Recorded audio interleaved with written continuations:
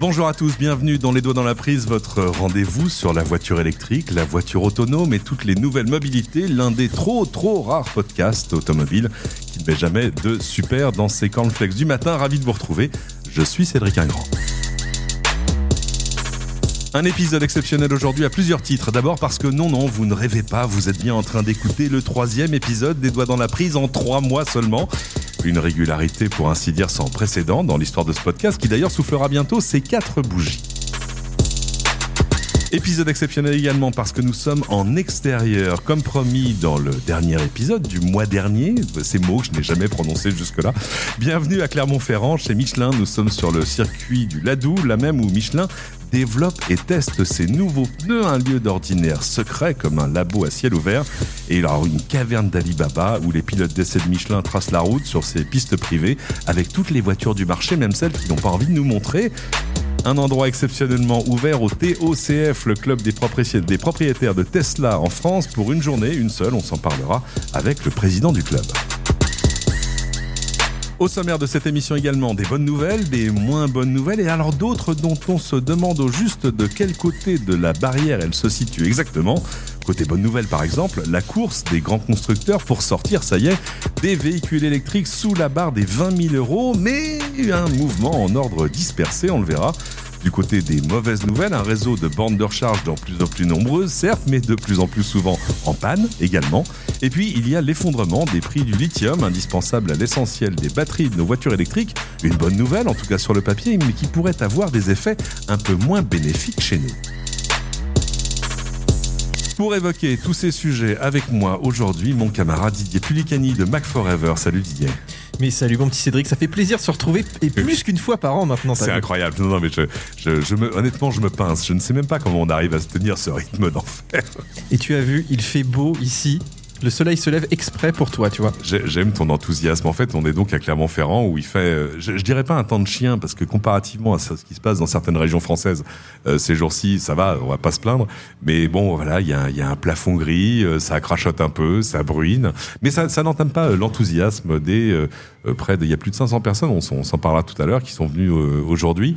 Et puis pour faire plein de choses remarquables. Alors évidemment, vous n'avez pas l'image, et exceptionnellement en plus cet épisode n'existera pas en vidéo parce qu'on s'est pas trop mis la pression, mais il y a plein de choses à faire ici. D'abord parce que vous avez des pistes d'essai exceptionnellement ouvertes. D'abord à des possesseurs de Tesla qui peuvent aller faire de la piste avec leur voiture de tous les jours, ce qui est quand même sympa.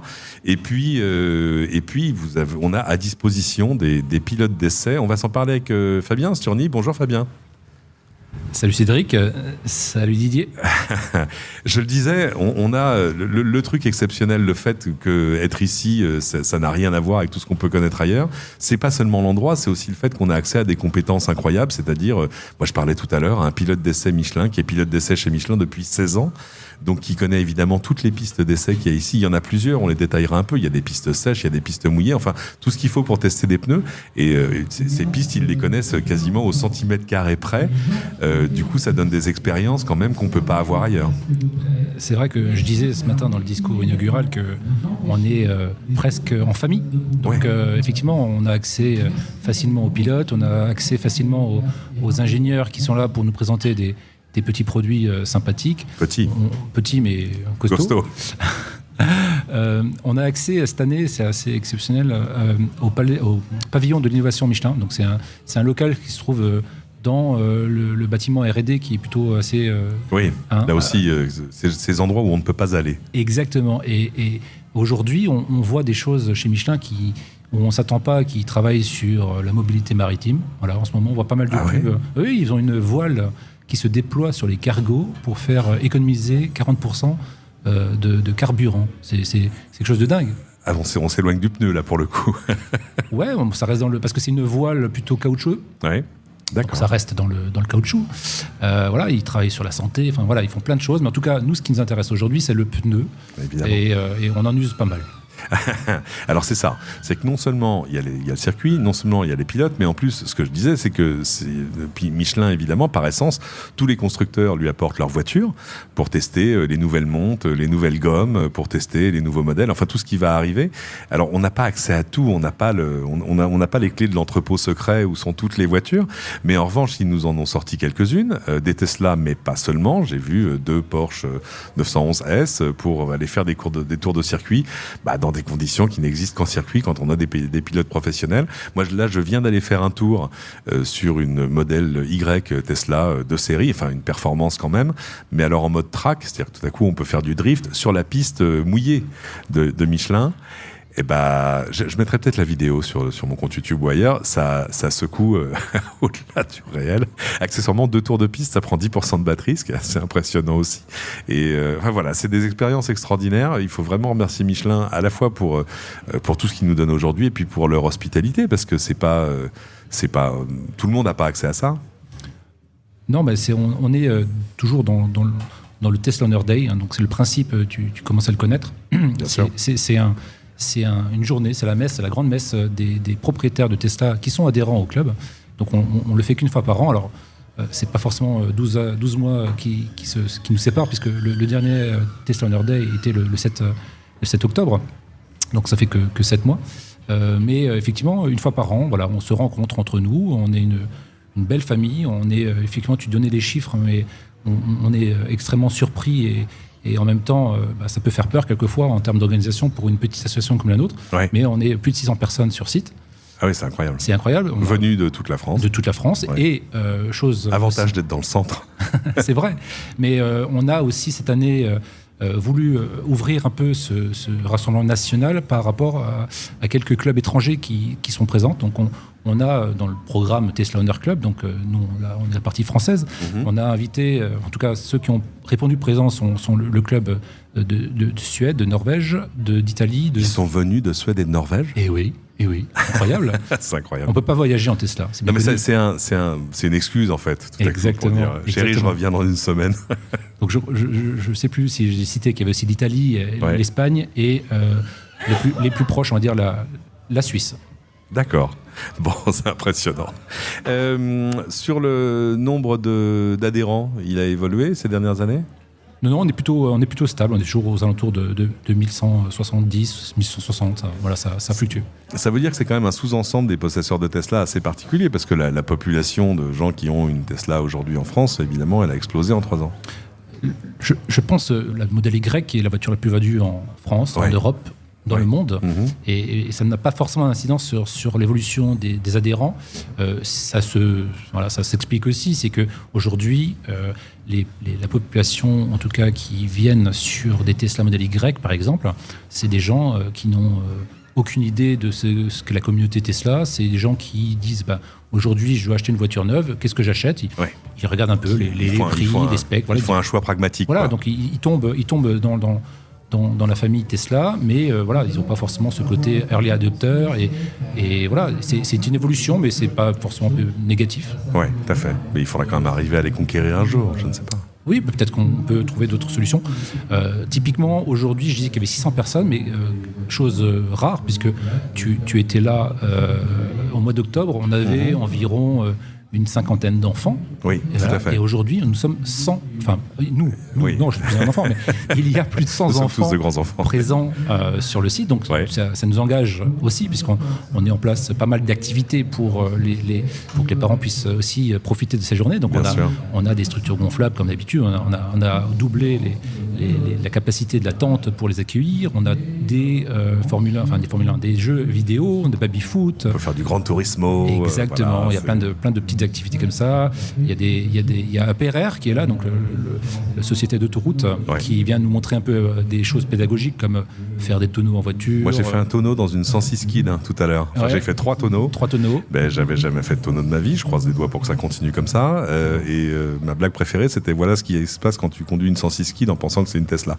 Et non, c'est assez impressionnant. Même en allant pas vite, même sans les chocs, il faut reconnaître d'ailleurs tout le travail que les sociétés d'autoroute font. C'est Exactement. C'est un truc dont on se rend pas compte jusqu'à ce que, par exemple, des étrangers viennent chez nous. Moi, j'ai un ami américain, podcasteur d'ailleurs, qui est venu un jour. Il est arrivé à Paris. Sa fille étudiait à Rennes, et quand il est revenu, il m'a dit mais vous avez des routes. Il dit, on dirait des routes de publicité. C'est-à-dire que c'est propre, c'est lisse, c'est sûr, c'est voilà, etc. Oui, mais elles sont payantes nos autoroutes à nous. Et ça c'était un détail qu'il a complètement mis de côté. Ça il dit mais moi je suis ravi de payer pour des routes aussi belles et sûres. Donc on se plaint souvent des tarifs d'autoroute. Parfois on a raison, mais il faut reconnaître aussi qu'on a un réseau de routes qui permettent de venir à Clermont-Ferrand très facilement quand on est parisien comme moi par exemple. Ils viennent aussi, là ils sont venus avec un véhicule de patrouille, donc les fameux véhicules qu'on voit souvent dans les médias suite à un accident, et c'est vrai qu'ils sont un métier pas facile. Vraiment tous les jours. Donc là, ils viennent expliquer, faire de la pédagogie, et il ne faut pas oublier de ralentir quand on approche d'une zone de travaux avec un patrouilleur. Bon, évidemment, ma seule vraie question, c'est l'année prochaine, on fait quoi? C'est trop tôt? C'est trop tôt, c'est trop tôt. C'était facile. Parce que au mois d'octobre, je peux dire qu'on était chez Michelin parce qu'on avait une invitation. L'année prochaine, il va falloir qu'on lance un comité de pilotage, qu'on choisisse où est-ce qu'on veut aller. Moi, il y a des options, il y a des idées quand même. Oui, il y a des idées. D'accord. Tu sais très bien qu'en France, on a des idées. Ouais. On n'a pas de pétrole. Voilà. Non, on a des idées. Voilà, il faut qu'on réinvente quelque chose, et puis il faut visiter toutes nos régions de France. Alors, on a un sacré programme, mais on n'a que 4 ans pas d'existence, mais c'est que notre 4e édition du Tesla Honor Day. Donc, je pense qu'on a encore le temps de visiter plein d'autres choses. Dernière chose et petite déception. Alors évidemment, le club des processeurs de salle, TOCF, il n'est pas opéré par Tesla, c'est un club indépendant. Mais Tesla est toujours présent. Ils amènent leurs Rangers, c'est-à-dire leurs mécaniciens roulants, pour faire des petites réparations. Ils ont apporté évidemment une gamme de voitures juste pour les montrer. D'ailleurs, on peut même pas les essayer, mais bon, c'est pas très grave. Ils ont fait une conférence ici sur les 20 ans de Tesla, très bien. Mais c'est pas ça qu'on attendait. On s'attendait à ce que, voilà, il y a quand même il y a 2 modèles de voitures qu'on aurait aimé voir, la nouvelle Model 3 Performance et puis surtout le Cybertruck, dont on sait depuis le mois dernier qu'il y a des exemplaires qui se baladent en Europe, et on attendait la surprise et il n'y a pas de surprise. Voilà, on attendait forcément des surprises, et puis l'alignement des planètes fait que ça pouvait pas se faire. Ouais. On sait très bien que Tesla, s'ils avaient pu le faire, ils l'auraient fait en tout cas. Mais voilà, c'est pas que la France qui décide. Le programme, il est établi. Mais bien sûr. D'autant qu'on sait que le Cybertruck sera montré à Paris à Viva Technologies en exclusivité. Voilà, c'est quelque chose qui a été négocié un peu avec eux, donc à un moment donné, il faut respecter les règles. Il en a dit, donc c'est comme ça. Et voilà.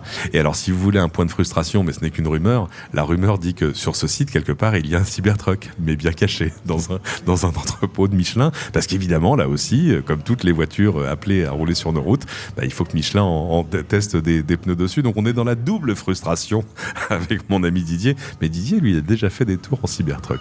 Merci infiniment, Fabien Sturny. C'était comme toujours. C'est toujours très agréable de venir dans ces événements, parce qu'on apprend plein de trucs, on découvre des gens, et puis d'un coup, on se parle, quoi.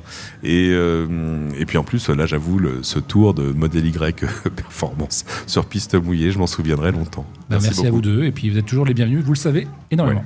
À bientôt.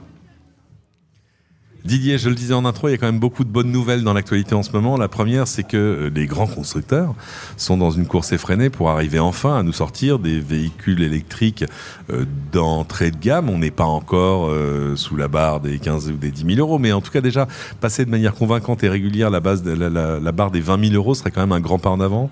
Oui, et puis surtout, c'est plus du tout forcément uniquement une affaire de voitures chinoises. Tu as vu la R5, on va voir ce qu'on va avoir à 25 000, mais c'est déjà pas mal. Ouais. Il y a la IC3, il y a toujours la Spring, alors qui est un peu une chinoise déguisée en voiture européenne. Une franco-chinoise. Voilà, ça profite quand même aux marques européennes. Et effectivement, tu vois que les prix baissent quand même pas mal. Alors, faut quand même préciser que les prix augmentent sur les voitures thermiques aussi. On fait souvent pas le parallèle entre les deux. Mais c'est vrai qu'aujourd'hui, tu commences à avoir des groupes comme Volkswagen, comme Renault, qui te disent « Là, je veux faire quelque chose en dessous de 20 000 euros et une vraie voiture, pas une voiture de golf ». C'est qui est plutôt pas mal. Sans jeu de mots quand on parle de Volkswagen. Alors justement, c'est intéressant. Je voyais que Volkswagen et Renault discutaient de l'idée de faire une plateforme, en tout cas commune, pour arriver à en maîtriser les coûts. C'est des négociations qui apparemment auraient échoué, donc ils iront en ordre dispersé. Oui, alors moi je vois ça un petit peu comme le début quand même de tous ces projets de voitures à bas coût. Ils se cherchent un petit peu. Moi, ce qui m'inquiète un peu plus là-dedans, c'est que tu as l'impression que c'est encore en développement. C'est-à-dire que le temps qu'une voiture se développe, il faut quand même si c'est plus rapide que le thermique, il faut compter bien 2-3 ans. Et d'ici là, les MG, les voitures aussi un petit peu coréennes, il y a des choses qui se passent là-bas, aux États-Unis aussi. Donc on se dit que peut-être qu'on se fait un petit peu dépasser, nous les Européens, sur ces voitures pas chères finalement. Pour le faire, il faut d'abord se mettre d'accord et puis se mettre à travailler, surtout si c'est ensemble. Donc on rallonge un peu les circuits de décision. Et puis entre l'idée, le concept, la production et tout ça, oui, c'est vrai qu'il peut se passer 2, 3, 4 ans, voire plus. Regarde le temps qu'il a fallu entre la première ébauche de la nouvelle R5 et puis qui est d'ailleurs pas encore commercialisée. Donc on est sur des cycles à quoi plus de 4 ans. Oui, la R5, tu vois, elle a été présentée là il y a quelques mois et elle sort véritablement que fin d'année, début d'année prochaine en fait. Je pense qu'il va falloir encore attendre un petit peu. Et surtout maintenant, on veut de la voiture électrique mass market, la voiture du peuple, la Volkswagen, la coccinelle électrique.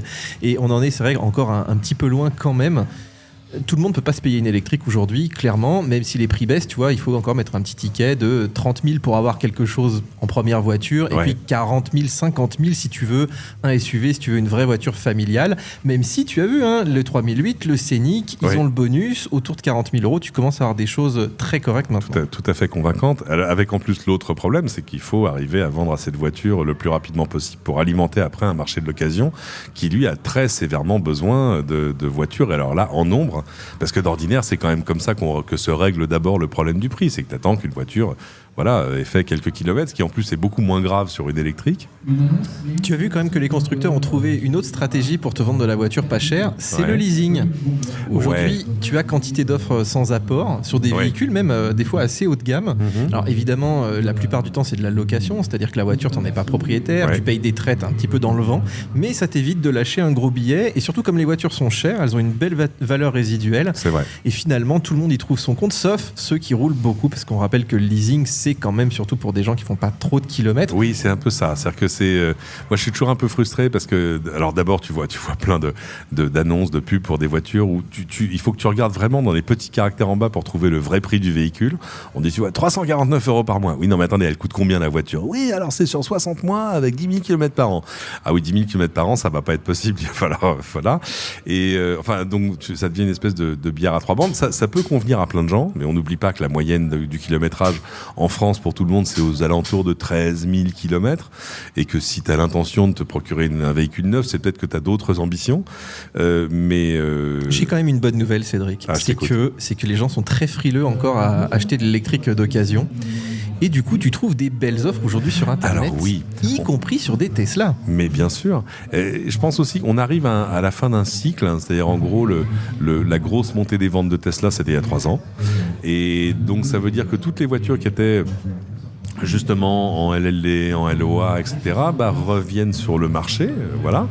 Et alors ça fait tout à coup une espèce d'offre qui est un peu supérieure à la demande, mais c'est vrai que ça a beaucoup fait baisser les prix. On est sur des occasions en dessous de la barre des 30, en dessous de la barre des 25, pas beaucoup en dessous de la barre des 20. Faut pas il faut pas exagérer non plus. Mais tu sais, tu es un petit peu sur le thermique, une voiture qui passait les 100 000 km, elle a déjà bien vécu, tu vois. Oui, alors que là... Et alors que je viens de voir une Tesla là, tout à l'heure chez Urban Code, elle a plus de 300 000 km, c'est incroyable quand même dans l'état où elle est. Et en fait, quand tu vois les dégradations de batterie de ces Tesla qui ont plusieurs centaines de milliers de kilomètres, tu te dis qu'en fait, une Tesla à 100 000 km, elle est toute jeune. Elle est très jeune. Donc quand tu l'as à 20, 25 000, effectivement, c'est je parle même pas je parle même pas des trucs qui t'angoissent d'ordinaire sur le thermique. Tu passes 100 000 km, tu te dis, bon, alors attends, courroie de distribution, tout ça va, tout à coup, tu as des vrais impacts d'entretien. Et puis, tu te dis, est-ce qu'elle a pas un peu perdu en performance, etc. Alors que ça, par contre, ton moteur électrique à 100 000 km, il est encore bébé. C'est des voitures téléguidées, ça meurt jamais. Et tu vois, pour le prix de ta R5, de te dire aujourd'hui que tu peux avoir une Tesla, écoute, c'est peut-être l'affaire, elle est peut-être là finalement. Et puis en tout cas, ça permettra de patienter. Alors, s'il est urgent que nos grands constructeurs accordent leur violon, ou en tout cas partent dans l'ordre dispersé qu'ils veulent, mais en tout cas se mettent au travail pour arriver à sortir ces voitures, c'est parce que, tu l'as dit, ils sont plus du tout seuls sur ce marché. Parmi ceux qui sont, j'ai envie de dire, en embuscade sur l'arrivée d'un prochain modèle à 20 000 €, on trouve Eh ben, on trouve BYD qui pourrait, s'il le sortait rapidement, devenir, comme disent nos camarades d'Automobile Propre, le roi des ventes de voitures électriques en Europe, parce que clairement, il y a une vraie demande pour des voitures électriques d'entrée de gamme à des prix abordables. Moi, j'ai été impressionné. Je sais plus si on l'avait dit dans ce podcast. Il se trouve que juste à côté d'un superchargeur qui est à Rennes, au centre Leclerc, juste à côté du stade, il y a une concession BYD. Et il m'arrive souvent d'aller là-bas. Et enfin, en tout cas à Rennes. Et d'ordinaire, j'y vais le dimanche, donc c'est frustrant parce que la concession est fermée. Et ben là, la concession était ouverte, donc je suis allé y faire un tour pour la première fois. Il y a 28 concessionnaires aujourd'hui. Ils m'ont dit qu'il y en aurait, je sais plus si c'est 76 ou 82 d'ici la fin de l'année en France. Donc en gros, ils sont à une espèce de rythme de marche forcée pour ouvrir de nouvelles concessions. Et puis ils ont une vraie gamme là pour le coup de véhicules, du moyen jusqu'au très gros, jusqu'à la camionnette, avec des prix impressionnants. Je regardais leur petite camionnette de livraison 100% électrique, 22 000 €, c'est pas cher. C'est pas cher, c'est vrai qu'ils ont une gamme. Ils ont aussi beaucoup de voitures pas chères du tout en Chine, qui ne proposent pas encore ici. Donc les importer finalement, ça leur demande un peu d'homologation, tu vois, ça prend quelques temps, mais ils peuvent le faire. Après, ces voitures chinoises, c'est vrai que quand tu les essayes, tu vois, nous on essaye quand même beaucoup de voitures. Entre nous, on a tendance à dire qu'il y a un peu des merguez au milieu. C'est-à-dire que c'est des voitures qui ont l'air sympas, qui ont l'air un peu jolies, parce qu'ils ont des designers européens, ils ont des prix attractifs. Mais c'est vrai que des fois, tu as des traductions un petit peu bizarres, tu as des systèmes de pilotage automatique qui t'envoient un peu à gauche, à droite. Et en fait, c'est des voitures à essayer avant d'acheter. Je dirais, tu vois, le ramage et le plumage ne font pas tout. Et par contre, ils ont une vraie force de déploiement. Nous, tu vois, vers nos nouveaux bureaux à Nîmes, effectivement, il y a 2 concessions BYD, il n'y a pas de concession Tesla. Tu dis quand même, Tesla, c'est fou. En France, ça a quand même du poids aujourd'hui. Donc, ils vont mettre les moyens, ils vont y arriver, mais il va falloir quand même convaincre. Et surtout, tu sais, le client français, il attend un peu de voir quand même. Il est attentiste. Avoir une marque que tu n'as jamais vue de ta vie, tu vois, Build Your Dreams, voilà, mais qui d'ailleurs vont pas être les seuls à arriver sur le marché. Il y en a d'autres. Il y a il y a Xpeng, ça y est, qui arrive. Il y en a d'autres. C'est vrai. On comprend leur politique d'investissement. Il y a Michael Shu, qui est l'un de leurs patrons, qui a confirmé qu'il allait y avoir dans les années à venir des investissements colossaux, a-t-il dit, en Europe. Alors pas seulement en France, mais non seulement pour ouvrir plus de conception, du marketing, enfin faire connaître la marque et lui donner plus de crédibilité qu'elle en a aujourd'hui, mais aussi pour ouvrir des usines. Donc ça y est, on aura peut-être des BYD qui vont attraper le bonus, c'est-à-dire qui seront produites en Europe avec des batteries européennes. Tu te rends compte, nous on est encore loin d'aller construire nos voitures à nous en Chine pour le marché chinois. Quelque chose me dit que ce sera beaucoup plus compliqué, je ne sais pas pourquoi. C'est pas qu'une question d'ambition. Stellantis, ils ont bien des usines en Chine. Exactement, ouais. Mais souvent c'est vendu quand même un peu sous pavillon chinois. En tout cas sur les électriques, c'est vrai que les ventes européennes sont quand même pas terribles en Chine. Mais oui, les voitures chinoises, ça va être un vrai enjeu ces prochaines années. Et d'ailleurs, quand t'entends un petit peu les politiques aujourd'hui, les grands constructeurs, tu sens un petit peu de tension parce qu'ils ont surtout été assez mauvais en anticipation. Et ils ont été un peu attentistes. Attentistes, oui, puis ils ont attendu qu'on les oblige, soyons clairs. Là où les Chinois, depuis 10 ans, ils développent l'électrique, donc forcément, maintenant, ils en récoltent un petit peu les fruits. Donc mettre des barrières douanières, ça va marcher un temps, mais nous, il nous faut quand même des voitures pas très chères. Il faut aussi qu'on réponde à nos défis un peu écologiques. Donc on va être obligé, malgré tout, d'ouvrir aussi nos marchés. Et puis, moi, je pense qu'on a quand même aussi des belles choses à faire. On en parlera après, mais on n'est pas mort. L'Europe a beaucoup de développeurs. La partie logicielle est très très importante dans une voiture électrique. Tu as vu que chez Tesla, il y a des batteries BYD. Elles chargent super vite, mais les mêmes, tu les mets dans une BYD, elles chargent super lentement. Et ça, c'est impressionnant. Donc, il y a un vrai savoir-faire. Il ne faut pas uniquement se limiter effectivement à la fiche technique et au prix. Et les gens vont le voir. Une voiture qui charge lentement, qui n'est pas agréable sur une borne de recharge. Non. C'est quelque chose qui compte aussi. Ça fait partie des choses qui s'essayent. Tu le disais, sur les barrières douanières, elles ne dureront pas. BYD, d'ailleurs, ouvre ou va ouvrir en 2025. Oui, ça y est, ouvre en 2025 sa première usine totalement opérationnelle en Hongrie. Donc ça y est, ils sont déjà sur le territoire européen et je pense qu'ils vont continuer. Pour les avoir vus, je ne les ai pas essayé, ces voitures, mais je les ai vues intérieur-extérieur. C'est intéressant. Les designs extérieurs sont pas mal. Ça rappelle beaucoup des designs japonais, par exemple, de la décennie précédente, enfin, etc. L'intérieur, j'ai pas toujours été hyper convaincus. On a l'impression, c'est un côté Monsieur Plus, tu vois, on essaie d'en mettre plus. Alors c'est vrai que ça a un côté beaucoup de tu sais, value for money, comme diraient les Américains, c'est-à-dire que il y a plein de trucs, tu vois, des grands écrans, des fauteuils massants, exactement, et qui voilà, est ventilé, enfin que ça, c'est un côté toutes options, tu vois, c'est non, on a mis ça et ça et ça et il y a ça en plus. C'est intéressant à mettre en face d'une Tesla qui te joue plutôt le côté ceci est un jardin japonais zen. Et peut-être, tu vois, qui joue aussi sur un côté effectivement où tous nos constructeurs européens ont perdu un petit peu de prise de risque. Ouais. Aussi bien dans le design que dans les équipements. Tu vois, les écrans, même dans les BMW, ils sont quand même relativement petits. Et tu te dis, là, ils osent un petit peu. Oui, le système n'est pas parfait. Oui, des fois, tes sièges électriques, tu sais pas s'ils vont durer 10 ans. Mais malgré tout, tu les as. On va pas te le mettre juste sur le siège conducteur, tu vois. Et c'est vrai que cette course aussi à vouloir mettre toujours des options chez les Allemands, où tu achètes une Porsche et tu n'as presque pas la clé sans fil. Donc aujourd'hui, on veut quand même des packs d'options, on veut beaucoup de choses parce que les voitures électriques coûtent cher, t'as pas envie de faire des compromis effectivement sur certaines options basiques des chinoises. Bah oui. Et ça, ils l'ont bien compris. Et je pense que c'est vraiment une arme très importante. Et surtout, il va falloir que nous, on prenne le pli de ça. Ouais. Qu'on équipe un petit peu mieux nos voitures. Tu vois, là, je teste en ce moment des Volvo, des Volkswagen. Si tu vas avoir des modèles un petit peu cossus, même juste le pilotage automatique qui est quasiment de série chez les Chinois. Presque partout, oui. Bah oui. Alors, effectivement, il n'est pas d'un niveau toujours incroyable, mais c'est vrai que tu n'as pas à payer 5-10 000 balles de plus. Et en Europe, ça peut te faire sortir du bonus, tout ça. Hein. Ah ouais, très clairement. Alors, il ne faut jamais oublier que le Volvo d'aujourd'hui n'est pas le Volvo d'hier. Ah, il y a plein de Chinoises déguisées. On n'en a pas parlé tout à l'heure, mais c'est aussi des voitures très particulières. Oui. On essaye de les européaniser, mais ça ne marche pas toujours à 100%. D'accord. Justement, la façon dont BYD compte arriver avec un modèle pas cher chez nous, c'est en adaptant la Seagull. Vous pouvez aller voir sur leur site.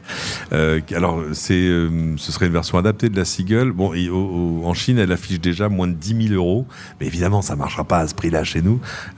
L'idée, c'est de faire une version européenne qui serait à moins de 20 000 €, mais qui serait, pour le coup, sans égal, quoi. Ben, écoute, oui, à voir quand même, parce qu'effectivement, les prix chinois sont incomparables avec les prix chez nous. Hein. Tu as des voitures aujourd'hui à moins de 20 000 qui sont vendues le double chez nous. Donc, moi, je pense que c'est des voitures qui effectivement, pour atteindre les 20 000 €. Cela dit, moi, j'ai toujours cru que l'électrique, tu vois, allait devenir rapidement moins cher que le thermique. Tu as quand même beaucoup moins de pièces. Le vrai problème, c'est la batterie. Là, ça tombe bien, ils font les batteries. Donc, ils peuvent économiser quand même pas mal là-dessus.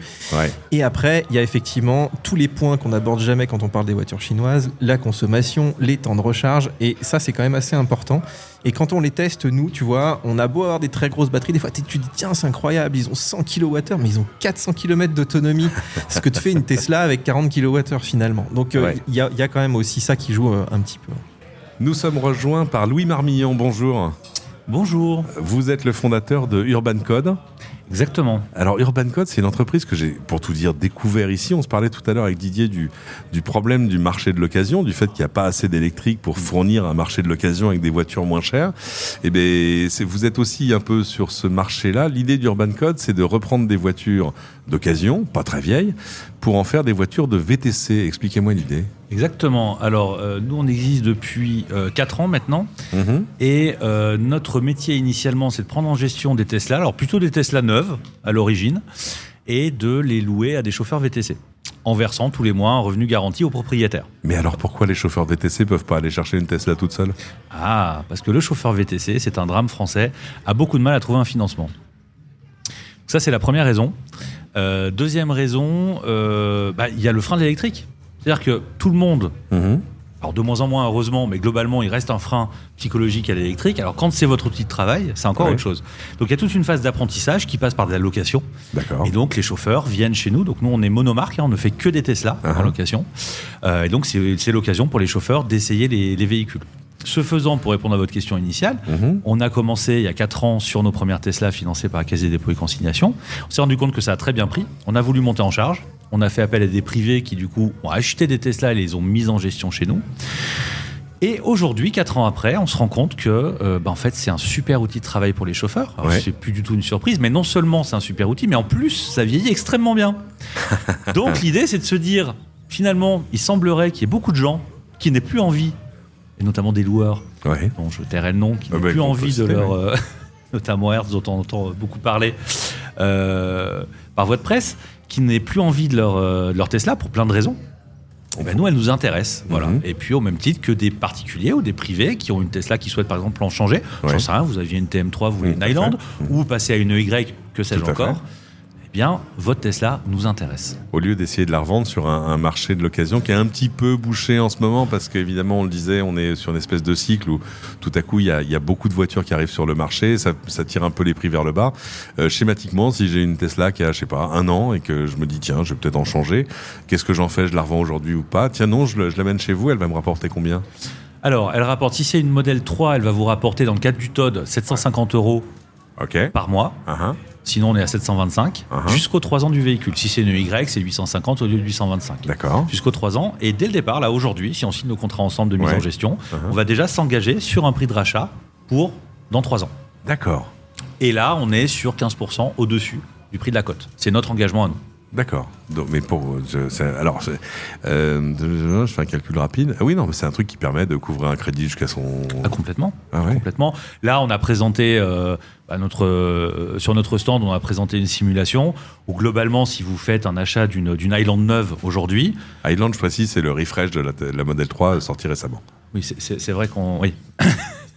Donc la nouvelle modèle 3, en effet, globalement sur un financement de 5 ans, sur une hypothèse à 5% en taux, bon, c'est des hypothèses de travail, ce qu'on vous verse va couvrir le loyer financier plus 100 €, et à la fin, au global, vous aurez gagné 8 000 € sur l'opération. Pas mal. Qui est pas mal. Oui, tout à fait, c'est propre. Il y a un vrai besoin. Vous avez combien de voitures en régie, j'ai envie de dire, aujourd'hui? En régie. Ça me rappelle un autre constructeur, ça, d'ailleurs. Alors aujourd'hui, on a 255 Tesla en régie. Ok. Et on vient d'obtenir un financement de 6 millions d'euros qui va nous permettre d'aller acheter, alors selon le prix des véhicules, mais globalement autour de 250 véhicules d'occasion. Ça veut dire qu'il y a une vraie demande du côté des chauffeurs VTC? Alors complètement, et depuis le mois de juin 2023, nous sommes partenaires officiels d'Uber. D'accord. Ce qui crée une légère traction côté, forcément. côté chauffeur. Donc on est bien entouré avec Tesla d'un côté et Uber de l'autre. Et c'est vrai qu'il y a beaucoup de demandes, donc oui, on est vraiment à la recherche de véhicules. Je suis toujours surpris. Alors, c'est vrai que c'est de moins en moins le cas, mais j'ai toujours surpris, il y a encore 2 ou 3 ans, de rentrer dans des Uber, par exemple, qui étaient des véhicules diesel, des Peugeot, etc. Et je leur disais, mais attendez, ça vous coûte combien le diesel? Il y en a qui me disaient, ça me coûte 300 € par semaine, 400 € par semaine. Enfin, et je disais, attendez, mais si vous passiez à une électrique, et alors, il y avait évidemment toutes les choses qu'on entendait déjà, genre, non, mais il n'y a pas assez d'autonomie. Vous êtes sûr, vraiment? Vous faites combien de kilomètres par jour? 250 dans Paris? Ouais, non, alors tout va bien. Il y avait toutes les préventions qu'on connaissait. Et puis, il y avait le fait que c'était un peu un saut dans l'inconnu. Mais le modèle économique, pour eux, il est presque évident, quoi. Alors, modèle économique, il est en effet presque évident. Il y a tous les éléments que vous avez évoqués. Donc, en termes de structure de coût, ça, c'est très clair. Entre-temps, en plus, le carburant a quand même plutôt pas mal explosé. Donc ça, un chauffeur VTC, c'est très rare qu'ils soient en dessous de 1 000 € de carburant. Par mois, aujourd'hui, par mois, tout à fait, oui. C'est rarissime.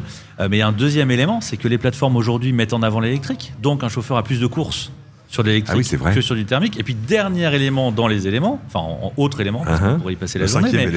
Le cinquième élément, tout à fait, le bien connu, c'est que Tesla passe en catégorie berline sur les plateformes. Donc, ce sont des courses. Alors, un chauffeur ne veut pas forcément faire que des courses berline à longueur de journée, mais lorsqu'il en a, c'est mieux payé. C'est mieux payé qu'avec une Prius ou qu'avec... Exactement. D'accord. Exactement. Donc, c'est un peu double effet qui se coule. Et puis, alors, l'autre effet qui se coule, et là, c'est le retour d'expérience qu'on a en ayant une flotte un peu conséquente de Tesla, un peu stress test, parce que là, on a présenté une de nos premières Tesla.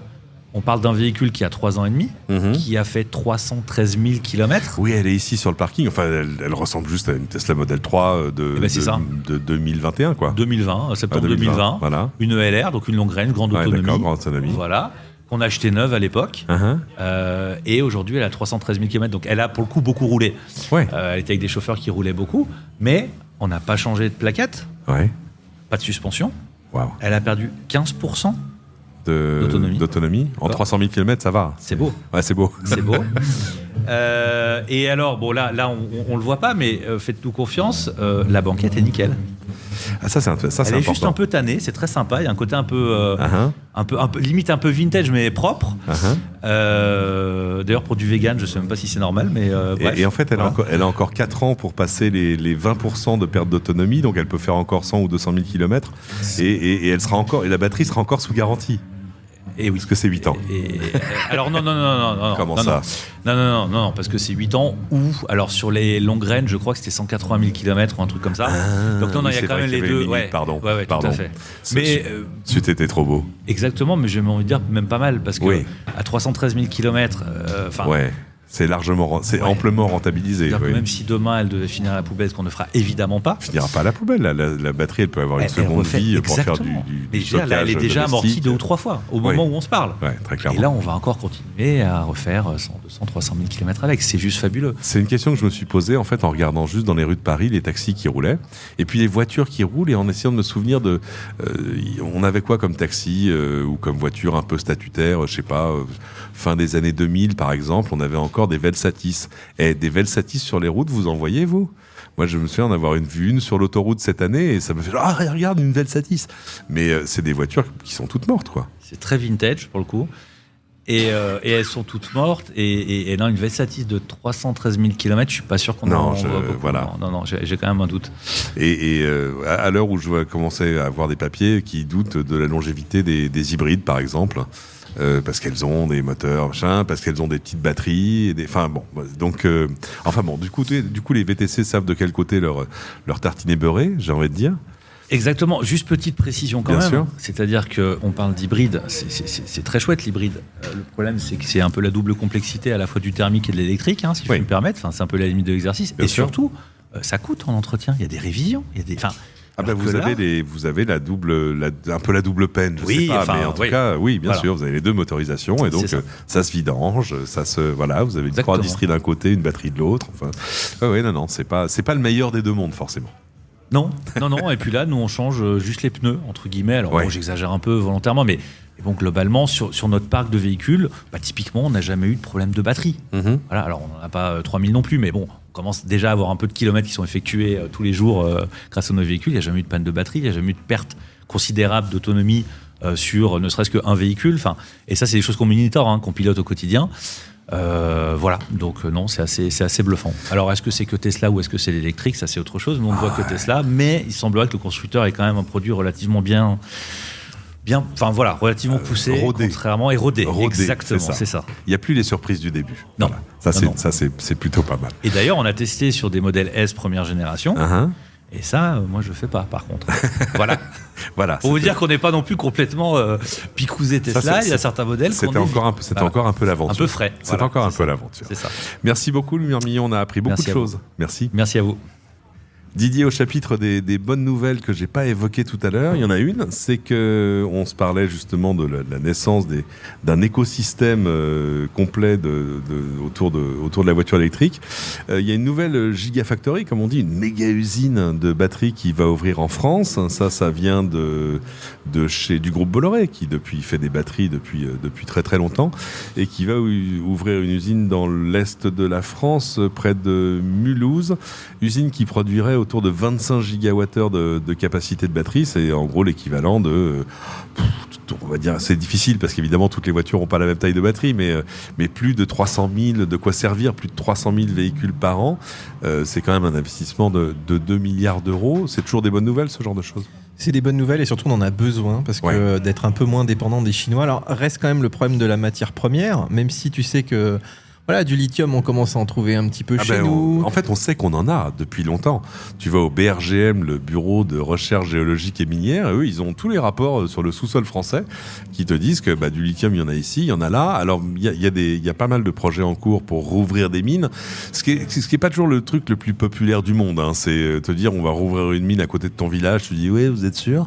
Mais en même temps, on peut pas, on peut pas dire non tout le temps. On peut pas dire, regardez, c'est affreux, nous sommes dépendants des Chinois. chinois pour le lithium, pour les matières premières et les batteries, et dire non, on va pas non plus aller chercher ça chez nous. Tu peux pas tenir les deux discours en même temps. Alors par contre, le lithium, il y a quand même une bonne nouvelle, Cédric, c'est que c'est quelque chose qu'on recycle. Contrairement au pétrole que tu brûles et il y en a plus après. Et après, il y en a plus. Le lithium, il y a des experts qui commencent à nous dire, mais on pourrait presque tourner en circuit fermé, c'est-à-dire avoir à la fois l'extraction, mais aussi, tu recycles les batteries, tu en refais des nouvelles sans tellement perdre. Puis en plus, il s'en va pas des batteries le lithium, il reste là. Il y a aussi d'autres technologies de batteries qui vont peut-être utiliser autre chose que du lithium. Le sodium, par exemple. Exactement, donc il pourrait coûter moins cher aussi. C'est intéressant, je parlais à un expert de l'économie circulaire, comme on dit, qui dit, mais attendez, et alors lui, il avait un discours presque provocateur, il disait, attendez, moi je suis ravi qu'il y ait plein de voitures chinoises qui arrivent chez nous, parce que pour moi, c'est du stock de lithium qui va arriver chez nous et qu'on va pouvoir recycler après. Et les experts du domaine te disent que le lithium, une fois recyclé, te donne c'est une sorte de meilleur minerai que le lithium original. C'est-à-dire que il est raffiné, il fonctionne très bien, il te fait des belles batteries. Il te fait pas des batteries de réforme, il te fait pas des batteries de seconde zone ou de série B. Donc non, tout ça c'est... Et surtout, ça cloue le bec aussi à tous ceux qui te disent oui, les voitures électriques, c'est... au niveau recyclage, ça marche pas du tout. C'est des gens qui ont des idées de il y a 10 ans et maintenant on les recycle très très bien. Alors peut-être qu'il va falloir aussi développer ça. C'est encore le début un petit peu. Tu vois, Tesla a organisé son service de recyclage depuis un petit moment. Renault, là, on en discutait il y a pas très longtemps. Ils y pensent aussi parce que évidemment, ils peuvent les recycler chez eux. Ils peuvent les recycler sur des batteries de maison. Donc il y a tout un marché là-dessus, mais plus on les fera chez nous, plus ce sera facile à désassembler chez nous finalement. Ouais. Et alors c'est intéressant parce que c'est dans ce contexte-là que j'ai vu arriver une info qui est l'effondrement du prix du lithium dans le monde. En gros, le prix du marché mondial. Pour repère, en 2021, on était aux alentours de 250 $ le kilowattheure. Ça a pas beaucoup bougé en 2022, ça a beaucoup baissé en 2023. C'est passé sous les 200 et là on serait passé déjà en 2024 pour les commandes à venir, pour les commandes après avril, en dessous de la barre, largement en dessous de la barre des 100 $, aux alentours de 90-85 $. C'est pas des chiffres que je sors de mon chapeau, hein. C'est Bloomberg qui donne ça et c'était je crois que c'est l'AIEA, l'Agence internationale de l'énergie qui a sorti ces infos. Et alors, sur le papier, on pourrait dire c'est une nouvelle géniale parce qu'évidemment, la batterie, c'est un élément maître de la voiture électrique, pas seulement en termes de fonctionnement, mais aussi en termes de prix. Donc on sait que la barre des 100 $, ça fait très longtemps, ça fait plus de 10 ans qu'on dit que la barre des 100 $, c'est la barre de la massification du marché de la voiture électrique. Mais à l'inverse, si tout à coup le lithium sur le marché mondial coûte si peu cher, on pourrait avoir moins de motivation à ouvrir des mines chez nous. On pourrait dire, attends, à ce prix-là, c'est bon, commandons le lithium dont on a besoin et voilà, c'est pas la peine de se lancer dans des investissements industriels qui sont longs, qui sont compliqués et puis en plus qui deviennent immédiatement moins rentables si le lithium est moins cher. Oui, tout à fait. Jean Covici serait là et dirait que la ressource naturelle est gratuite et qu'après, c'est qu'une question d'extraction et puis de mise à disposition et qui est gérée par l'offre et la demande. Mais effectivement, les prix peuvent fluctuer et t'es jamais à l'abri aussi que ça reparte à la hausse très très vite parce qu'il y a eu du stock temporaire, parce que les gens sont un peu arrêtés d'acheter des voitures électriques parce qu'il y avait moins d'aide aussi. Ou parce que tout à coup, le tarif si peu cher devient une espèce d'effet d'aubaine et que tout le monde se dit je vais stocker pour arriver à produire mes batteries les 3 années à venir. Donc sur les matières premières, il y a toujours des effets d'aubaine. Effectivement, il y a toujours des effets de marché aussi. Mais globalement, la tendance, c'est pas non plus... Il va pas y avoir tout à coup du lithium illimité sur Terre. Non. Donc j'imagine que les prix vont continuer à augmenter. Et ça reste quand même... malgré tout, la matière première la plus efficace aujourd'hui pour faire de la batterie. Donc en sortir de terre, voilà, il va falloir peut-être attendre un petit peu, mais je pense que d'être prêt à sortir du lithium chez nous reste une bonne idée de toute façon pour développer la mobilité. Et il n'y a pas que la voiture qui consomme du lithium, il y a nos téléphones, il y a nos vélos, il y a nos trottinettes. Il y a tout ce qui a une batterie aujourd'hui, il y en a de plus en plus. Et puis la promesse des batteries domestiques pour prendre le relais du solaire domestique. Ça, c'est un sujet que tu connais par cœur. Tout à fait. Et on n'en parle pas beaucoup, mais la batterie de maison se démocratise aujourd'hui. Stocker ton énergie solaire devient intéressante aussi. Et il y a tout un marché de la batterie qui se développe. Alors pour l'instant, c'est très très confidentiel, mais dans des pays assez bien... même, tu vois, en France, dans le sud de la France aujourd'hui... par exemple. D'imaginer stocker un peu ton énergie solaire pour la réutiliser le soir, c'est des choses qui marchent. Tu vois, moi, j'ai déjà testé des systèmes. Zendur, EcoFlow, Anker développent tout un tas de systèmes qui fonctionnent très bien. Et surtout, c'est des batteries très longue durée. Les batteries lithium fer phosphate, elles ont quasiment maintenant 6000 cycles. Donc c'est 15 ans, 20 ans de batterie. Et tu peux vraiment les utiliser... presque la moitié de la vie de ta maison, quelque part. C'est assez incroyable quand même. Mais c'est intéressant parce que là aussi, ça a quand même un effet déclencheur. Parce que le problème du solaire jusque-là, c'est que c'est un truc qu'on ne stocke pas et pourtant dont on aurait bien besoin une fois qu'il y a moins de soleil au devant de ta maison. À l'autre bout de la chaîne, l'autre actualité qui m'a accroché l'œil ce mois-ci, elle concerne, là, pour les voitures qui sont déjà sur les routes, les bornes de recharge. Alors, on se félicite du fait qu'il y ait de plus en plus de bornes, à la fois domestiques, dans les entreprises, dans les commerces, dans les lieux publics, des chargeurs rapides sur les voies rapides, etc. Le problème, et ça on l'apprend dans le dernier baromètre de l'AVER, l'association qui fait la promotion du véhicule électrique, dans ce dernier baromètre, on nous dit qu'il y a presque 130 000 points publics en France. Ok, magnifique. Donc plus de 42 000, presque 43 000 stations de recharge. Une vraie dynamique. Le problème, c'est que s'il y a des bornes de plus en plus puissantes, la question, c'est pas tant la puissance et la disponibilité et le nombre des bornes et des stations, c'est leur fonctionnement. Selon l'AVER, il y aurait presque un quart de ces bornes qui à un instant T ne fonctionnent pas pour une raison ou pour une autre. Et ça, c'est un truc qu'on a tous constaté dès qu'on sort de certains grands réseaux. Je pense aux superchargeurs de Tesla, qui eux, dans l'ensemble, sont plutôt disponibles. Moi, j'ai fait l'expérience là avec des bornes très proches de mon bureau, qui ont changé d'opérateur. Ils ont changé les bornes, nouvelles bornes, très bien. Et au début, j'ai voulu m'y brancher et ça ne fonctionnait pas, mais alors pas du tout. J'ai appelé l'opérateur qui me dit non, elle fonctionne très bien. J'ai demandé, moi je suis devant et elle est même pas allumée. Donc ah bon, mais sur mon écran on me dit qu'elle fonctionne. Ah, c'est bien. C'est la différence entre le reporting et la vie réelle. Donc il y a un vrai problème en fait pour aider les opérateurs à savoir quel est l'état réel de leur réseau. Et c'est là que vous arrivez, Lou Zaviti. Bonjour. C'est ça, exactement. Vous êtes le community manager en France de Encharge. Encharge, c'est un réseau une application qui permet aux usagers de ces bornes de renseigner leur état réel avec de l'information qu'on tape sur son smartphone, avec des photos, avec ce genre de choses. En gros, dire cette borne-là, elle fonctionne très bien. Cette borne-là, en fait, elle fonctionne pas. Racontez-moi. Encharge, c'est une application qui permet à ses utilisateurs d'évaluer les bornes de recharge pour donc rendre l'expérience de recharge publique meilleure pour tous.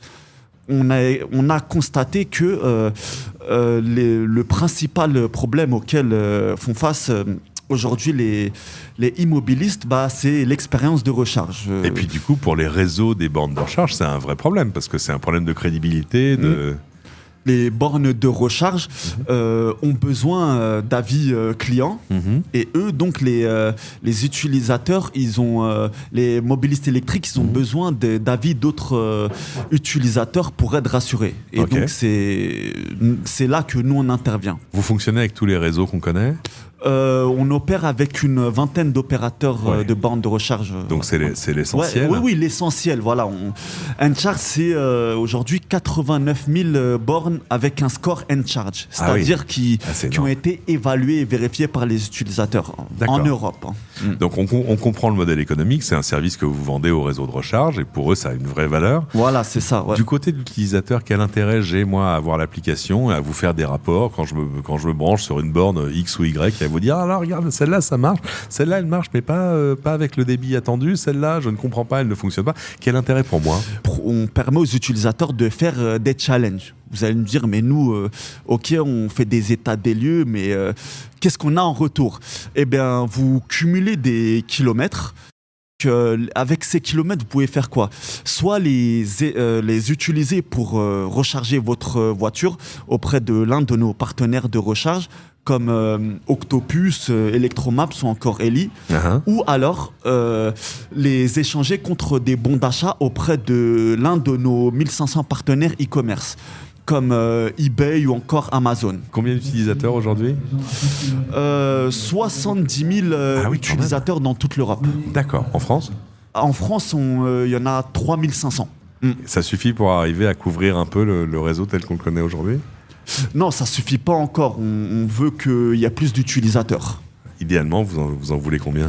On vise 30 000 utilisateurs en France. Il vous reste un peu de route à faire. Oui, effectivement, il nous reste une petite route. À l'occasion de l'événement aujourd'hui, il y avait d'ailleurs un petit code pour avoir quelques kilomètres gratuits sur l'application. On peut le donner ? Le code, c'est charge, tout simplement. Vous tapez charge en majuscule et vous aurez 20 km lorsque vous aurez fait votre première activité sur l'application. Ok, je précise que c'est pas du tout du sponsoring, ça ne rapporte rien à ce podcast, c'est vraiment juste pour vous aider. Ouais. Merci beaucoup Louzaviti, c'était très intéressant, community manager de N-Charge. Didier, je voulais évoquer ce qui est presque un mystère. On s'aperçoit aujourd'hui que les ports européens, surtout dans le nord de l'Europe, je pense à Zeebrugge, à la Belgique, aux Pays-Bas, etc., seraient encombrés de voitures électriques chinoises. On a vu plein de photos de parkings remplis de voitures, couvertes, protégées, etc. Comme si on avait des stocks qu'on n'arrivait pas à écouler. On a des explications là-dessus, des raisons ? Écoute, les rumeurs vont vite. Moi, j'ai souvenir de beaucoup de choses dans d'autres domaines. D'ailleurs, des Tesla, tu sais, qu'on avait vu sur des ports parce que voilà, il fallait les stocker et que forcément, à la concession, il n'y a pas forcément de place. Et puis, il fallait le temps que les clients aient leur prêt, etc. Donc, ça servait d'un lieu de stockage. Apparemment, ça pourrait être une des raisons. J'ai aussi vu, tu sais, des panneaux solaires, pareil, dans les ports. On nous disait, mais on en stocke parce qu'on n'arrive pas à les écouler. Puis tout à coup, les prix baissent d'un coup. Les ports seraient-ils devenus des nouveaux lieux de stockage ? Apparemment, ce serait une bonne affaire, notamment pour les constructeurs, puisque tu sais que les concessions, elles sont souvent en ville, ça coûte cher. C'est donc juste une espèce de décision comptable en disant, je laisse mes voitures là où le mètre carré me coûte le moins cher ? Exactement. Et puis, il y a aussi d'autres raisons qui seraient une mauvaise organisation, mais venant des Chinois, on s'étonne un peu. Cela dit, c'est possible. Écoute, le temps que les voitures se mettent aux normes, le temps d'écouler les bons de commande aussi. Tu sais qu'une carte grise, il faut des fois 2 mois pour la faire. D'accord. Donc, ça pourrait être effectivement un bon plan financier pour nos amis chinois. En tout cas, ça a fait les gros titres. Ça permet de les garder à un endroit déterminé avant de savoir où elles seront dispatchées. En gros, de les prévendre avant de les envoyer pour éviter de garder trop de stock dans les concessions. Exactement. Moi, je suis quand même assez surpris de voir que stocker des voitures sur un port serait moins cher que de les stocker, je sais pas, au milieu d'un champ, tu vois. Oui, je sais pas. Finalement, est-ce qu'il y a tellement des lieux de stockage en Europe où tu peux mettre comme ça des milliers de voitures ? Je ne suis pas sûr, Cédric. C'est compliqué. Moi, je me souviens il y a 3 ans quand les ventes de Tesla s'étaient mis à vraiment décoller et où on m'avait livré la mienne. L'histoire est connue, je l'ai racontée dans ce podcast.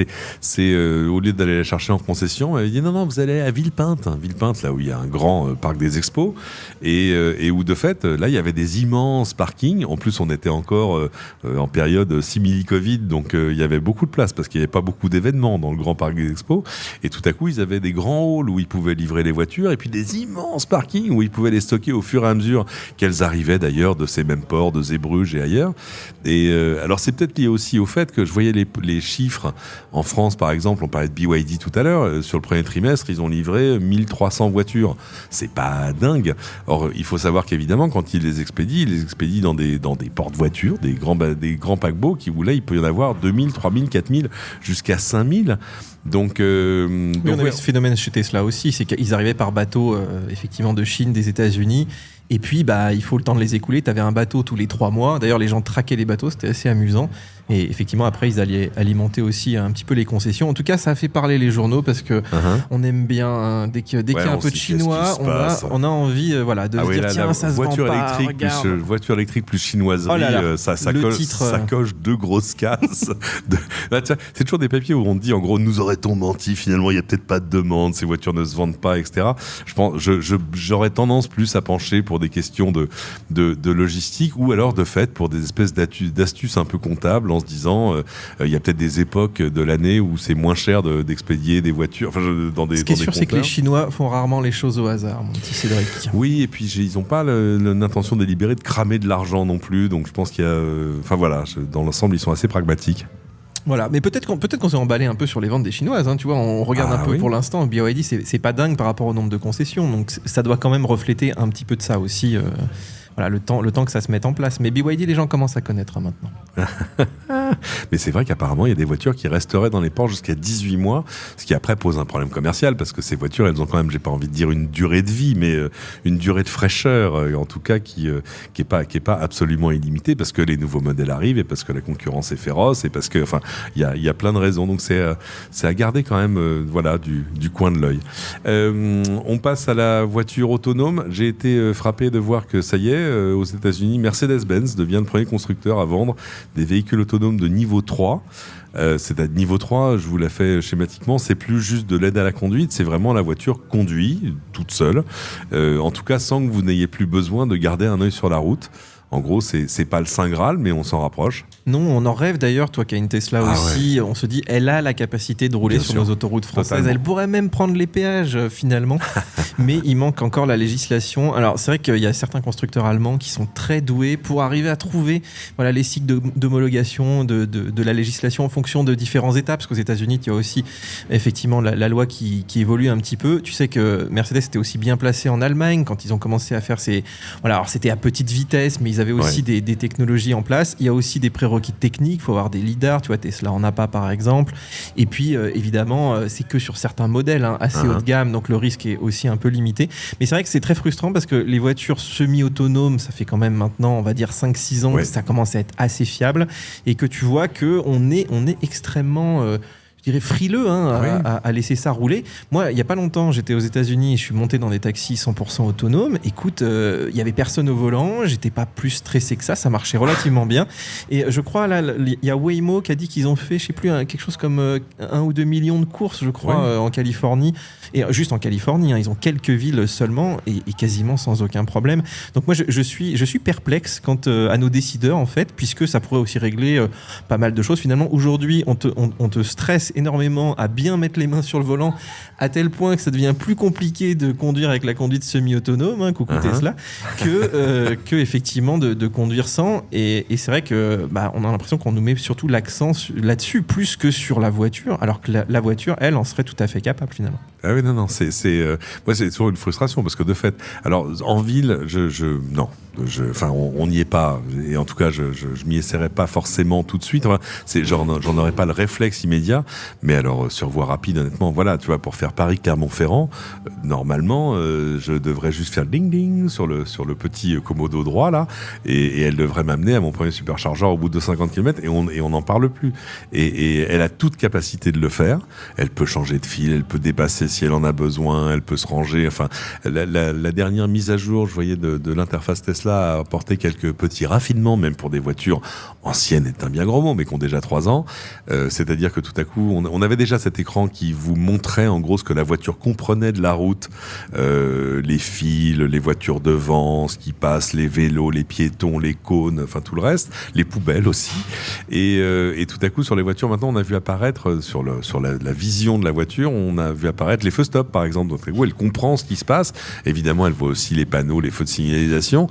Dans ces conditions-là, honnêtement, non, je devrais pas. Enfin, c'est pas que je devrais pas, mais elle pourrait se passer de moi sur l'autoroute. Aujourd'hui, avec les volants capacitifs, tu arrives quasiment, tu vas poser les 2 doigts sur le volant, mais maintenant tu as les détecteurs d'attention, tu as tout un tas de choses en fait qui t'obligent à montrer que tu es là quelque part. Et c'est assez perturbant puisque l'idée c'était quand même de ne pas conduire à la fin. Exactement. Donc j'ai l'impression que nous en Europe, on va un petit peu dans l'autre sens et qu'aux États-Unis, ça se débride quand même un peu plus vite. Et c'est pas une question de technologie, c'est vraiment une question de législation. Oui, et puis bien sûr, nous on a très très peur de la responsabilité. C'est vraiment aujourd'hui, plus personne veut être responsable de rien, donc on veut prendre le moins de risques possible, tout le monde veut se dédouaner, et à la fin ça aboutit à des lois qui finalement restreignent les possibilités techniques qui sont super, parce que moi je pense que de nuit tu vois, tu roules là pendant 3-4 heures d'affilée, alors je sais qu'il faut faire des pauses, mais il y a toujours des moments où tu es quand même un peu fatigué, tu serais content de déléguer tout ça à la voiture. On va être très clair, les accidents les plus graves que j'ai risqués dans ma vie, c'est en m'endormant au volant sur l'autoroute. C'est arrivé et c'est flippant, c'est des trucs quand moi j'ai une autre solution, enlevons les limites de vitesse sur autoroute, tu seras beaucoup plus attentif. Non, moi je suis, alors on n'est pas d'accord, mais moi je suis ravi de rouler même à 115 sur des autoroutes à 130, j'ai aucun problème avec ça change pas grand chose à ton heure d'arrivée si tu veux, et non, aucun problème, moi j'ai pas de souci à même limiter ma vitesse. Si on me disait tiens ça va marcher mais tu peux pas le dépasser le 110, je serais le plus heureux des hommes. Tu serais pas contre un petit tour sur l'autobahn à 240 dans une petite plaide, tu vois. Ça c'est du loisir, ça c'est totalement autre chose. Mais honnêtement, pour des trajets soit du quotidien, soit des vacances, ce genre de choses, vraiment absolument aucun souci. Mais du coup, je comprends pas que la législation n'avance pas. Alors est-ce qu'on n'est pas face à un simili protectionnisme? On a peu de voitures chez nos constructeurs maison. qui sauraient faire ce genre de choses aujourd'hui. Il n'y en a pas beaucoup. Moi, je trouve quand même que tous les systèmes maintenant, Volkswagen, bien sûr Mercedes et BMW, sont dans le haut du panier en termes de fiabilité au volant, et loin devant les Chinois, par exemple, on en parlait tout à l'heure, et que effectivement, on pourrait pousser un petit peu ces technologies chez nous, et même, tu vois, en faisant beaucoup plus de tests. Aujourd'hui, j'ai l'impression que ces systèmes sont pas assez testés. On a testé plein de systèmes très très dangereux sur des fois des grandes marques automobiles. On se dit comment ça peut passer les certifications, et finalement, ça pourrait permettre aussi, tu vois, de se dire ah bah oui, on a le droit à la conduite autonome, mais il y a un certain nombre de critères en amont qui font que ça va être vraiment sécurisant pour les utilisateurs finalement. En fait, le seul vrai argument, ce serait d'arriver à démontrer qu'il y aurait moins de morts sur les routes. Oui, mais tu as vu aux États-Unis, dès qu'il y a un petit mort en taxi autonome, on arrête tout parce qu'on n'admet pas le mort du robot qu'on admet tous les jours avec des humains.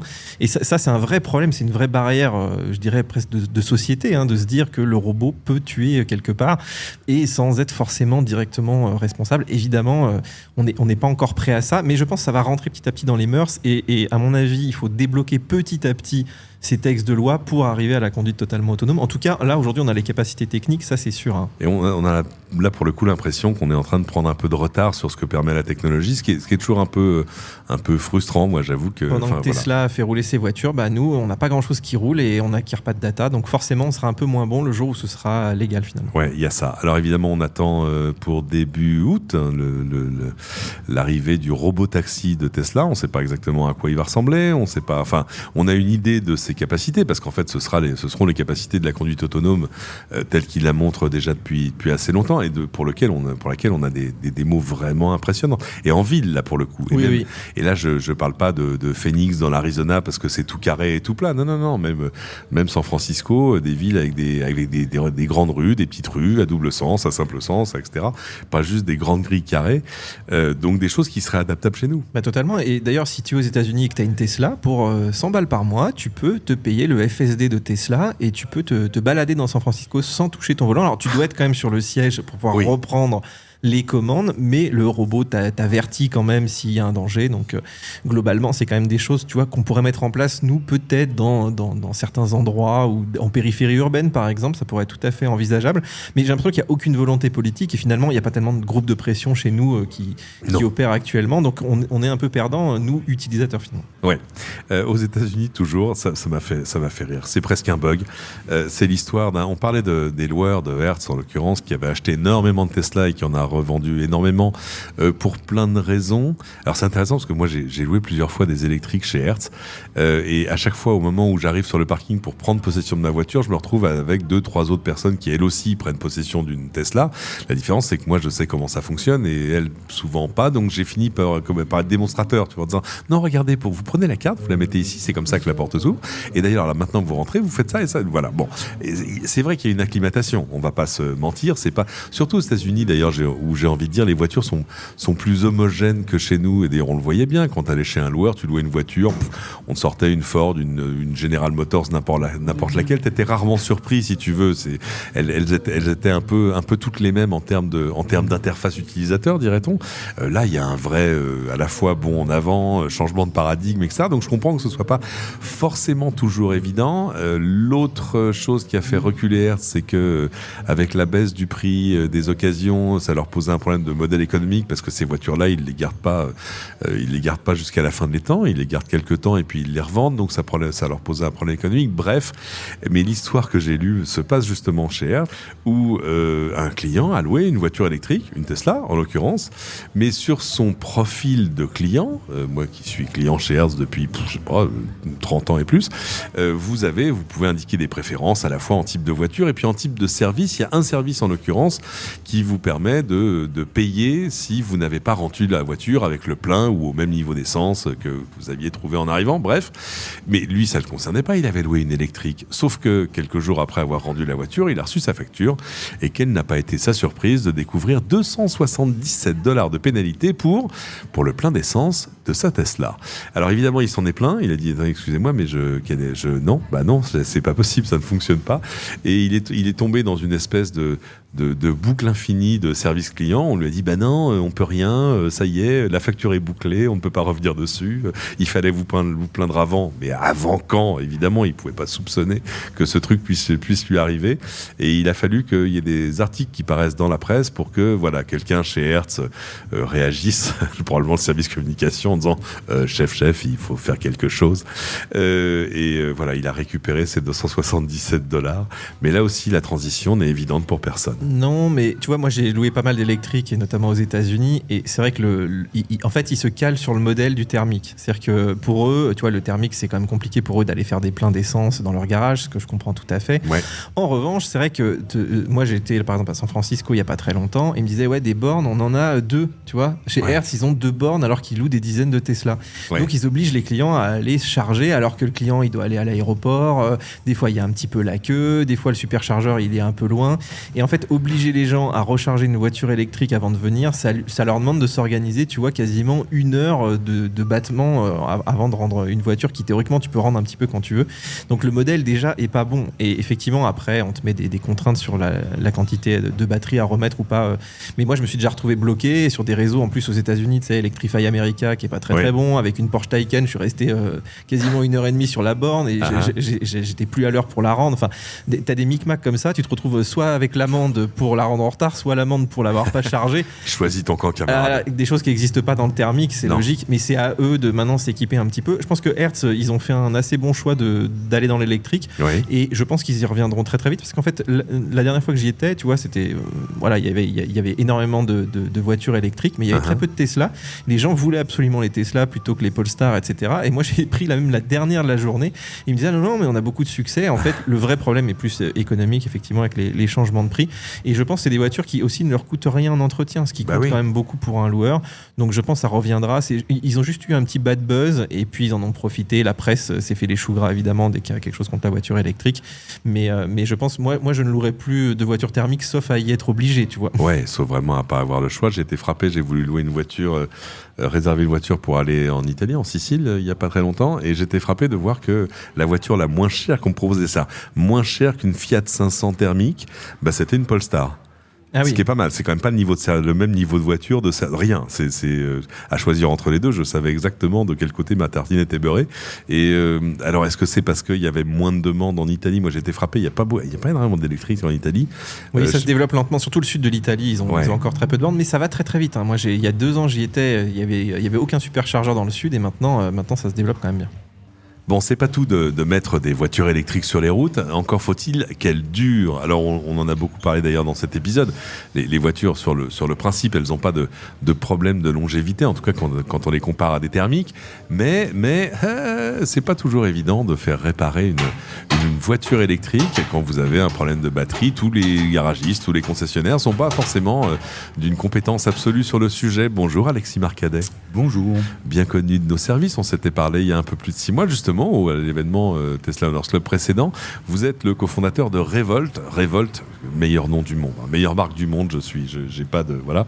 Qui est un garagiste spécialisé dans la réparation de ce qui rend les électriques plus spécifiques, c'est-à-dire les batteries en l'occurrence.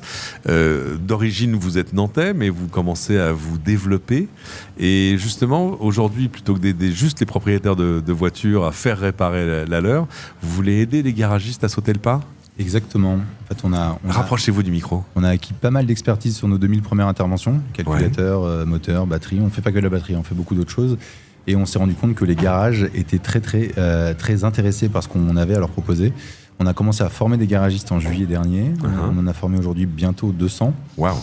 Et ils souhaitaient aller plus loin, rester en contact avec nous. Et donc, on a lancé la semaine dernière le réseau des garages branchés. J'espère que le nom... pas mal. Ça vaut pas Révolte, on continue. Allez-y. Et du coup, l'idée, c'est la boîte à outils qui les aide justement à passer le pas, à aller vers l'électrique. On leur dit, on va vous prendre par la main, on va vous aider, on va vous former, il y aura du support technique. Vous allez progressivement être capable de monter en compétences, faire du moteur puis du chargeur, et peut-être un jour aller vers un peu ce qui est le plus compliqué, le boss final, la batterie. Ah, c'est le boss final, la batterie ? Oui. Et nous, pour le moment, on leur dit que c'est trop tôt. Et donc, on va développer d'autres ateliers Revolt pour pouvoir faire justement ces réparations de batterie pour eux. Ouais. Notre logique, c'est de dire ils feront 30, 50, 70% des pannes. Et nous, on aura nos ateliers de niveau 2 qui seront là pour les former et pour faire la sous-traitance de ce qu'ils n'arrivent pas encore à faire eux-mêmes. Le but à voix de Revolt, c'est de faire en sorte que les voitures électriques puissent durer 100 ans chacune. Parce qu'en fait, l'impact environnemental, il se joue pas au moment de l'utilisation de la voiture, mais plutôt au niveau de sa production. Exactement. Donc, plus de voitures qui durent plus longtemps sur les routes, c'est moins de voitures à produire. Exactement. Et cet impact-là, il est massif. Les pannes les plus courantes, j'ai envie de dire, sur nos voitures électriques, quand elles ont dépassé le temps de leur garantie, c'est quoi ? Nous, on est le docteur House de la voiture électrique, parce que les gens viennent nous voir quand ça va mal. Donc nous, ce qu'on constate, c'est batterie de traction, moteur, chargeur, des pannes graves, avec des devis, quand on doit remplacer par du neuf, à 5, 6, 10, 15, 20, 30, 40 000 euros. Ouais. Donc après, les pannes les plus classiques, c'est vraiment des petites pannes de la trappe de charge, des bêtises. Ouais. Mais nous, c'est ces pannes-là, et les deux sur lesquelles on a le plus d'expertise aujourd'hui, c'est vraiment moteur et batterie, parce que c'est celle qui coûte le plus cher. Donc c'est celle qui emmène le plus de voitures à la casse aujourd'hui. Bien sûr. Quand vous dites que vous leur fournissez un kit, il y a quoi dans le kit ? En fait, c'est une plateforme SaaS avec du hardware et du software. Donc, on leur fournit une petite valise de diag qu'on a créée. On leur fournit une réduction sur la formation, une assistance technique, de la documentation sur certaines pannes. Ils ont accès aussi à des réductions sur nos partenaires parce qu'ils vont devoir acheter une petite borne, des choses comme ça. Et on leur fournit de la réduction sur l'électronique s'ils veulent se lancer dans l'électronique, et on leur fournit un kit pour communiquer. Ils ont besoin de dire à leurs clients, ça y est, je me lance, je me jette à l'eau, enfin pas à l'eau avec du électrique, c'est pas bien. Je deviens votre spécialiste local de l'électrique. Exactement, ou en tout cas je me lance, quoi. Venez me voir, et si j'y arrive pas, je serai backé par Revolt parce qu'eux, ils font ça depuis 2 ans. Pourquoi pas avoir choisi de développer votre propre réseau, vous voyez, un truc à la Midas, quoi. On n'a pas les épaules, on n'a pas l'équipe. Et par contre, on a l'équipe et les épaules pour être capable de faire des outils qui peuvent vraiment toucher très vite des milliers de garages. Donc c'est là où on sera les meilleurs. Bon, en tout cas, c'est peut-être le plus efficace à court terme. Ça coûte combien de devenir spécialiste de l'électrique quand on est garagiste ? Alors, on a 2 niveaux d'abonnement, 150 et 250 euros par mois, hors taxe, pour les garagistes qui nous rejoignent. Voilà, c'est une réduction pour les 50 premiers. On en a aujourd'hui une petite dizaine, donc il reste 40 places. Et l'idée, c'est de construire les outils avec eux. Là, les premiers qui viennent nous voir, on est hyper heureux parce que on sait qu'ils vont avoir beaucoup de retours, ils vont faire beaucoup évoluer la plateforme, donc on va l'ajuster et la co-construire à leur côté. Vous les formez ? On les forme. Combien de temps ça prend ? Ça va prendre toute leur vie, mais pour le moment, on a 2 formations, 4 jours et 3 jours. D'accord. Ouais, pour le moment. Et on en ajoutera d'autres au catalogue. Je trouve que c'est une initiative absolument remarquable. Moi, c'est d'un pragmatisme absolu. Bravo, Alexis Parcadet. Merci de m'avoir pris un peu de temps. Non, mais c'est un plaisir. Et puis, on va tous attendre de voir arriver un nouveau spécialiste de l'électrique dans nos quartiers, quoi. Exactement. Parce que vous pouvez parrainer vos garages. C'est ce que je dis à tout le monde. On propose le parrainage. Donc, si vous avez un garage de famille depuis 3 générations et que là, il vous regarde de travers depuis que vous êtes en Leaf, en Zoé, en Tesla, parrainez-le. On va l'appeler. On va dire, vous vous rappelez cette famille-là ? En fait, ils veulent que vous basculiez électrique. Donc on peut vous aider. D'accord, ok. Merci beaucoup, Alexis Parcadet, je rappelle, cofondateur de Revolt. Bon, Didier, difficile de faire un épisode des Dans la prise sans évoquer... je ne sais pas comment l'appeler, en fait. C'est pas mon némésis, c'est pas... c'est... Carlos la bricole. C'est un peu un mime, tu vois ce que je veux dire, comme on dit sur Internet. Qui s'entretient tout seul d'ailleurs. T'as même pas besoin de le forcer. Il s'auto-entretient. Je parle de Carlos Tavares, le patron de Stellantis, éminemment respectable pour plein de choses. Mais alors, qui nous a encore fait... On va finir par appeler ça une Tavares, en fait. Il est allé faire une interview sur RTL, où il a dit, et c'est d'ailleurs l'extrait qu'RTL en a sorti, il y avait des solutions plus efficaces pour protéger la planète que de faire des voitures électriques. Et il en fait 2 minutes là-dessus en disant non, il y avait des solutions plus efficaces, moins chères pour les consommateurs, moins chères pour les États, moins onéreuses pour les industriels, moins etc. Et il était interviewé par François Langlais, et moi j'aurais aimé que François Langlais le relance en disant mais quelle était donc cette solution ? Enfin, tu vois, le teasing était tellement fort, eh ben non. Et François Langlais est très parti pris aussi contre l'électrique, c'est assez étonnant d'ailleurs. Mais Carlos Tavares a aussi un peu le double discours, c'est-à-dire que d'un côté tu sens qu'il faut qu'il retarde au maximum l'échéance sur la voiture électrique parce qu'ils sont pas tout à fait prêts, ils vendent encore beaucoup de thermique, il y a encore toute l'expertise. Et puis de l'autre, malgré tout, ils bossent avec leur plateforme. Et ils investissent énormément. C'est pour ça que le discours est toujours un tout petit peu difficile à suivre. En fait, je pense que il a compris quel était le sens de l'histoire. Il a juste envie de ralentir un peu. Enfin, tu vois, c'est de dire attendez, laissez-moi un petit peu de temps, parce qu'évidemment, c'est pas évident, mais c'est aussi un double pari parce que prendre le temps, c'est laisser les autres se développer. C'est-à-dire que c'est un peu, tu sais, comme les gens disaient, attendez, il faudrait qu'on fasse une pause sur l'intelligence artificielle. Et tout le monde disait, ouais, vas-y, toi d'abord. D'ailleurs, si je pouvais lui donner un petit conseil à Carlos, tu vois, j'ai testé son 3008 il y a pas très longtemps. Alors bon, sur la partie électrique, écoute, j'ai vu des choses pires. On va dire que ça valait à peu près la batterie, l'autonomie. C'est pas le plus grand des compliments. J'ai vu des choses pires. Non, mais c'était ni exceptionnel ni vraiment médiocre. On va dire que ça tenait pas tout à fait ses promesses, mais il y a quand même une bonne autonomie sur les nouvelles voitures de Stellantis. Par contre, l'infodivertissement, tu vois, là, c'est des domaines où il aurait pu investir. Et c'est pas pour protéger la planète, c'est pour protéger ses propres voitures. Parce que d'avoir une voiture qui te bip toutes les 2 secondes quand tu fais un petit Paris-Marseille, c'est juste insupportable. Ouais. Alors, eux, effectivement, ils n'ont pas beaucoup investi là-dedans. En fait, il n'a pas été quand même très, très visionnaire sur plein d'aspects de la voiture en général et pas uniquement la partie électrique. Et c'est vrai qu'il en paye un petit peu les pots cassés. Donc, moi, à sa place, je ferais pareil. J'essaierais de gagner du temps, tu vois. Ouais, ça peut se comprendre.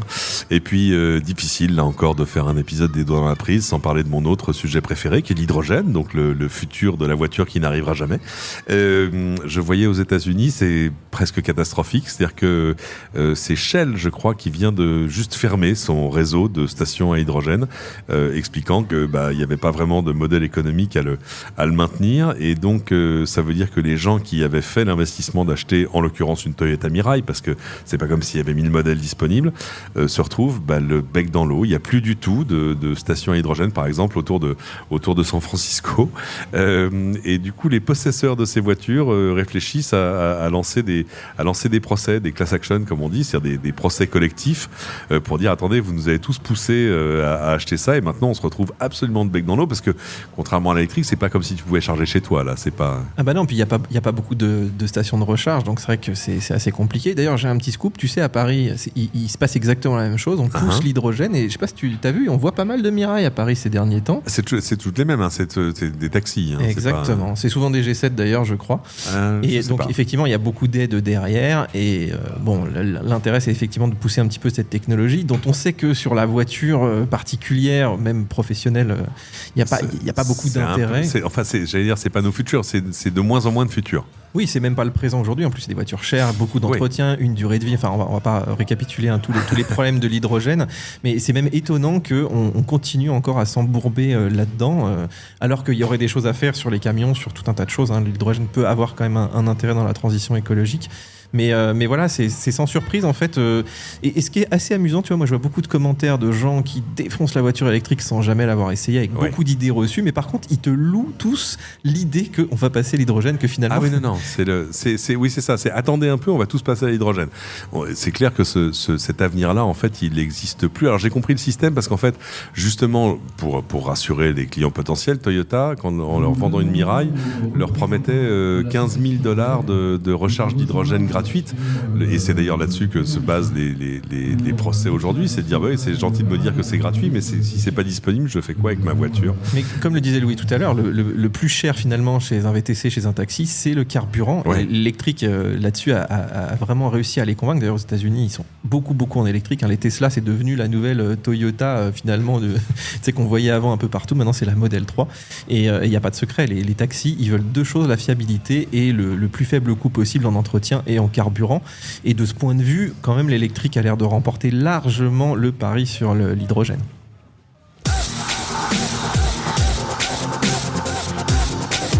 Et ben voilà, c'est ainsi que se termine cet épisode des Doigts dans la prise. Merci beaucoup Didier d'avoir été avec nous une fois encore. Mais c'est un plaisir, mon petit Cédric, tous ces sujets captivants et tous ces gens passionnants qu'on a pu rencontrer. Merci à toi aussi d'avoir animé cette émission. On ne te remercie pas assez, Cédric. Moi, tu sais, c'est un hobby. Non, c'est chouette de voir des gens dans le vrai monde réel. On espère que cet épisode vous a plu. On espère surtout que vous êtes bien abonnés à ce podcast. On ose imaginer que ce ne soit le cas. Si c'est pas le cas, c'est le moment. Allez-y sur Apple Podcast, sur Spotify et ailleurs. Si vous voulez soutenir ce podcast, vous le savez, plusieurs façons simples. D'abord, vous abonnez, mais ça c'est fait. Et puis, allez sur votre plateforme de podcast préférée. Laissez-nous un commentaire, 5 étoiles, rien en dessous. C'est la meilleure manière de rendre le podcast plus visible. Encore, Les Doigts dans la prise est une production signée Streamstar. Merci à tous. On se retrouve au prochain épisode. D'ici là, allez, bonne route. Moi, il faut que je rentre à Paris. Salut.